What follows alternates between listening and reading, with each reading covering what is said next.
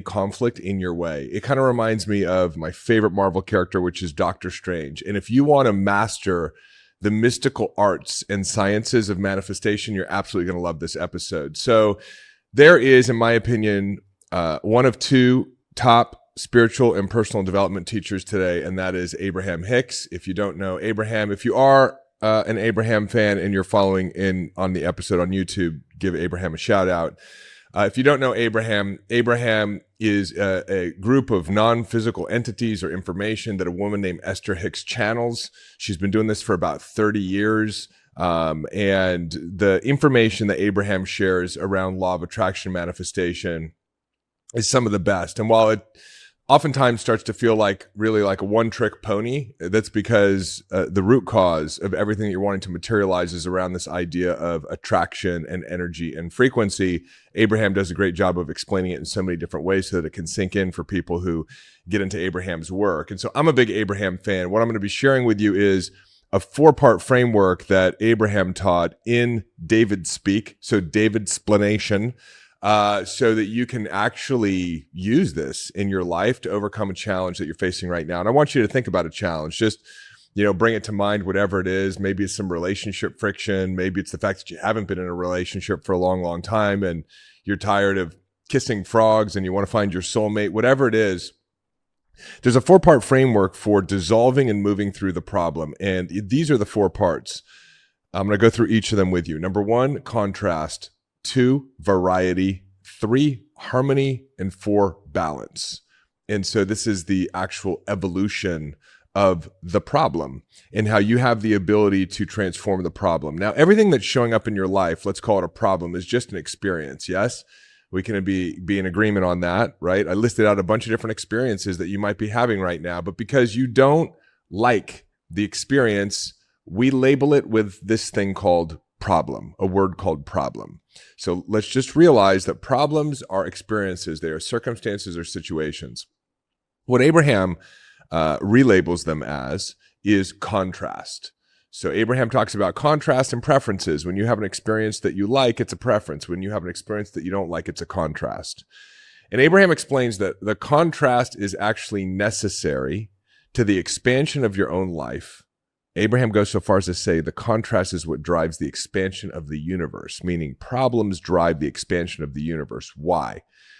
Because the moment that you experience the contrast or a problem, what gets activated within you is a vibration for the opposite, which is really the desire. Stick with me for a second. If you experience a contrast, like pain in your body, immediately what becomes active in your nervous system, whether you're aware of it or not, and gets signaled out to the quantum field, the universe, God, however you choose to relate to it, is the desire for well-being in your body.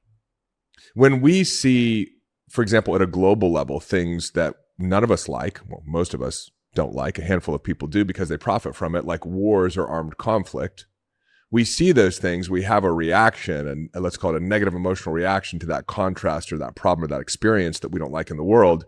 What immediately becomes active within all of us is the desire for peace and harmony. And we create that potential in the field. So whenever you have a desire, you're creating that potential in the field. And the field is always manifesting your future. And so I'll give you one more example. As you're experiencing financial insecurity, maybe as you were growing up and you saw your parents struggling with money, or maybe now you are struggling with money and you feel like maybe money is scarce, that's your experience. What becomes active in your nervous system and gets communicated to the field and immediately begins to start materializing into your reality is financial abundance and prosperity. And so you can think of it as everything that we want finds its roots in the problems that we experience that are the opposite of what we want.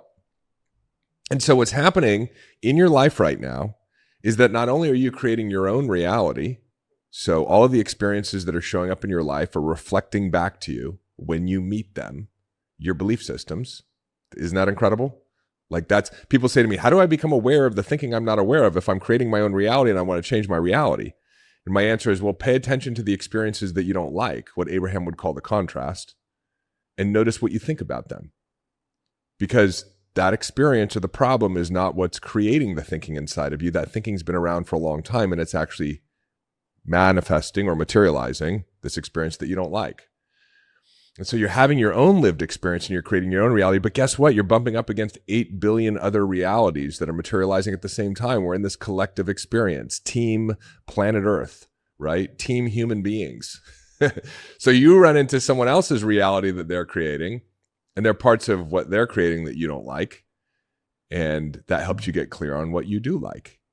And so this is why Abraham says it's actually problems. If human beings are powerful creators that are on the leading edge of actually materializing the physical world or reality, because our thoughts become things, then it's problems that are actually inspiring all of the new emergences and realities that are creating a beautiful planet, that are creating things that we want. Yeah. So step 1 is contrast. And step 2 is variety. So this is where you stop seeing the problem as a problem, but you realize that problems catalyze desires. Now, we haven't gotten to, okay, but what do I do about the problem yet? Don't worry about it. It'll be a natural byproduct of this conversation.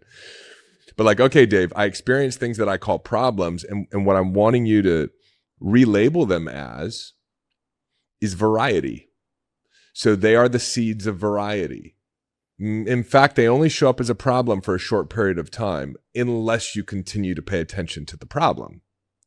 And this is the challenge with most human beings, is that because of the way our nervous system is built, because we have a slant towards the sympathetic expression of the nervous system, fight or flight and survival, we tend to focus on problems, right? Thinking that that's actually going to help us avoid the problem. And we're even taught that. We're taught that by our parents. We're taught that in business. We're taught that by medicine. We're taught that in every aspect of our life. It's like, let's just find the problem and wrestle the problem to the ground. And that's how you get rid of the problem. But what we're actually wanting to do is allow the solution to emerge. This is how much God loves us, is God says, hey, I don't even need you to deal with the problem. Just don't try to wrestle it to the ground. Otherwise, you're holding on to it and the solution cannot emerge.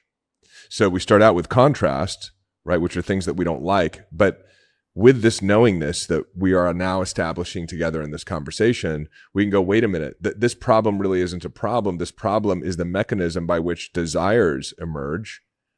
This is helping me get clear on what I want. This is helping me get clear on what I want to create in my life.